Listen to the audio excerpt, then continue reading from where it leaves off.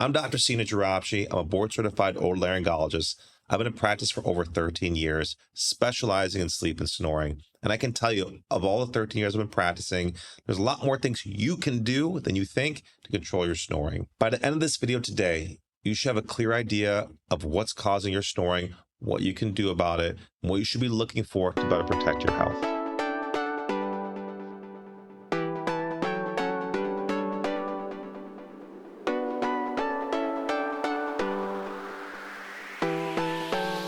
Snoring isn't just a sound, it's a mechanical event in your airway. It's basically a vibration of the soft tissues in your airway because there's a partial narrowing or partial obstruction. And the most common areas of snoring, and we're talking just primary snoring, is a vibration of your soft palate and your uvula. So sometimes it's helpful to think in analogies. When you think of snoring, think about the American flag flapping in the wind, the air passing through. That's what airflow can do and cause snoring. Or what I like to tell patients is think of whistling. When you whistle, your lips come together and air passes through, you make a noise. But if your mouth is open, you don't make that noise. So we're looking for areas of obstruction and what can we do to open up those areas so you don't have snoring. So if you're waking up and your throat feels dry or your bedmate's complaining, you might be one of those people that has a mechanical obstruction in your airway. So why does snoring happen for some people? Let's discuss some of the most common risk factors and more importantly, some of the most common modifiable risk factors. So again, snoring is caused by turbulent airflow going through a narrowed passageway, creating that characteristic sound. And usually snoring doesn't come from just one cause. There's a multitude of factors. There's multiple layers of the onion that causes snoring. So some of those include aging. An age of 40 is when people start to snore. It actually peaks between 50 and 60 with a decline by 65. Now, obviously, aging and being a man isn't quite modifiable, but we're getting into something more modifiable, and that's obesity. If you have a higher BMI, if your BMI as a man is greater than 25 or as a woman greater than 30, you're at a higher risk of snoring. Another risk factor is large neck circumference. So in a man greater than a 17-inch neck is a higher risk of snoring. For a woman greater than 15 inches is a higher risk of snoring. Alcohol and sedatives relax the muscles too much, thereby causing that collapse and snoring. Smoking irritates and swells the airway. If it's making a small airway, it's got a greater risk of snoring. Anything that narrows that airway, any position, any inflammatory thing that narrows that airway is putting you at a greater risk of snoring. And now we're finishing at my personal favorite modifiable factors, anatomy and the nose. Now, anatomical issues. If you have large tonsils, if you have deviated septum or a long palate, all three of those can be addressed surgically and can improve the snoring. And nasal obstruction. So if you have allergies, if you have polyps, if anything blocking or narrowing that airflow in the nose, by reversing that, that's going to lower your snoring risk. The big takeaway, while some factors like your age, your genetics, or your gender are not modifiable, there are a lot of things you can do starting today or working towards improvement that will lower your snoring. So why does it matter to snore? Big deal. You're a snorer. So what? Well, it actually is a big deal because 60% of people that are habitual snorers have a higher risk of being a sleep apnea patient. And if you have sleep apnea, that is no good for the health. Untreated sleep apnea has significant risk for heart attack, stroke, diabetes, neurocognitive disorders, motor vehicle accidents, sexual dysfunction, the list goes on and on. Habitual snorers have a 26% increased risk of cardiovascular events compared to non-snorers. And beyond health risks, just being a snorer can cause significant bedmate strain and increased marital stress. The unfortunate thing is a lot of times this gets swept under the rug, but there is a real trickle down of this. What I end up seeing is the bedmates stop sharing the bed together, they stop connecting at night, they stop being less intimate, resent kicks in, and inevitably divorce happens. And this isn't just my thoughts and my observations. There is a real marital stress with snoring.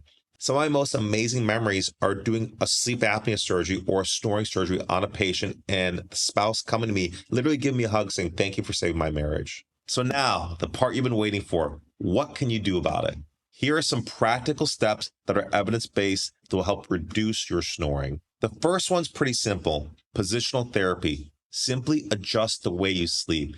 By propping yourself up at least at a 30-degree angle, it can significantly change the collapse of the back of your throat. Or if you avoid back sleeping, go to your side, that also can open up your airways. Now, this one's a little bit different. You probably haven't heard of this one before, but there's evidence basis behind it, and that's myofunctional therapy. Basically taking your tongue to the gym. There are apps out there, one specifically named Snore Gym, that will put your tongue through a series of exercises 10 to 15 minutes a day, and it's clinically proven to reduce your incidence of snoring. But like any muscle, consistency matters, and if you drop off doing the exercises, the snoring will certainly come back. The third form of therapy are MADs, mandibular advancement devices. Now, these are often first-line therapy for people that snore or they have sleep apnea. And they're basically built to shift your jaw forward. The dentist or surgeon will mold your teeth and create a device specifically for your mouth to shift that jaw gently forward. So with these MADs, partners report better sleep, less snoring, and most importantly, less partner frustration. The fourth thing you can do is to fix your nasal blockage. Now, I'm not just talking surgery. There's simple things you can trial at home to improve your nasal airflow. I'm talking saline rinses, nasal strips, or nasal dilators. Simply just doing these can improve your nasal airflow, and you guessed it, reduce your snoring. The fifth thing you can do, which can be challenging for some, is lifestyle habits. We're talking weight loss, we're talking no smoking, we're talking removing alcohol. So as I said before, increased weight around the neck is putting you at risk for snoring. The more narrow the airflow is, the more likely you're going to snore. And also with smoking, it inflames that airway and increases the risk of snoring because it's congesting the flow. So what's interesting about weight loss now is that these GLP-1 agonists have had a role in addressing sleep apnea, have had a role with snoring. So medications like Zepbound have shown promise in treating sleep apnea as a teammate. I don't like it as a primary therapy, but as part of the package, they are definitely a valuable asset. So the sixth thing you can do, or we can do, is surgery. Now, surgery is real, surgery is effective, and it's 100% compliant. The problem is you got to go through surgery, and sometimes it's not always fun. I'm not going to lie to you. But if it is affecting your quality of life, if it is affecting your sleep, and if it is leading to sleep apnea that you're not controlling, it is a serious consideration. So we have a lot of different things we could do for surgery for snoring. There's things like palatal stiffening, tonsillectomy, deviated septum repairs, or actually even tightening the palate with something called a UP3. The bottom line is we want to change the airway. We want to open it up. Again, you should know by now, you're a snoring expert. The more narrow, the more noise, the more open, the less noise. So that's my mindset as a surgeon. I'm looking for opportunities to open you up in your nasal airway or your oral airway. And the last thing you can do to control your snoring is to get a sleep study. The reason why I say this is that oftentimes snoring goes hand in hand with sleep apnea. And the last thing we want to do as doctors, the last thing you want to have as a patient is to have a condition like sleep apnea go undiagnosed. There are too many health consequences with that condition to ignore. But keeping snoring in mind, there could be a therapy or fix that will knock two birds with one stone. And that therapy is CPAP. That continuous pressure through the airway can open up the airway, again, not letting it collapse, not letting you snore, but most importantly, keeping you breathing. So yes, getting a sleep study is definitely a serious consideration if you are a snorer. Okay, so let's wrap this thing up. Snoring is more than just a noise. It's your airway telling you something.